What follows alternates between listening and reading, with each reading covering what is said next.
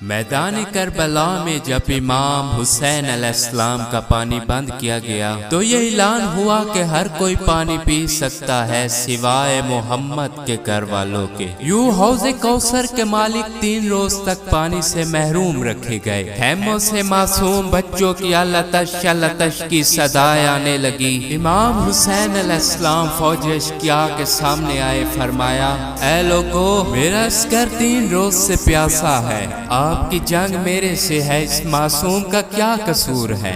اس کو صرف 2 گھونٹ پانی پلا دو۔ فوج یزید زور زور سے ہنسنے لگی اور کہنے لگی پانی خود پینا چاہتے اور نام بچے کا لیتے ہو، اگر سچے ہو تو اس سے کہو کہ پانی خود مانگے۔ امام حسین نے علی اصغر کی طرف دیکھا اور کہا اے اصغر، آج اپنے نانا کی امت سے پانی مانگ۔ علی اصغر نے فوج اشقیاء کی طرف دیکھا اور فرمایا 3 دن سے پیاسا ہوں، تمہارے نبی کا خون میری رگوں میں بہتا ہے، تھوڑے سے پانی کا سوال کرتا ہوں۔ یہ کہنا تھا یزیدی فوج میں کوہرام برپا ہوا۔ یہ منظر ان سے بنا دیکھا گیا اور بہت سے زارو قطار رونے لگے۔ عمر سعد نے کہا حرملا اسے فوراً چپ کراؤ ورنہ یہ فوج بغاوت پہ اتر آئے گی۔ اس ظالم نے 3 موہوں والا وہ تیر نکالا جو جانوروں کو گرانے کے لیے استعمال ہوتا تھا۔ تیر کا لگنا تھا علی اصغر کے ایک کان سے گزر کر دوسرے کان سے نکل گیا۔ کہا جاتا ہے اگر امام حسین علیہ السلام نے علی اصغر کو نہ پکڑا ہوتا تو تیر اتنا وزنی تھا کہ جس سمت تیر جانا تھا علی اصغر بھی وہاں جاتے۔ مولا حسین کے ہاتھوں پہ علی اصغر کا خون آیا۔ امام نے اسے زمین پہ بہانا چاہا تو زمین نے کہا اے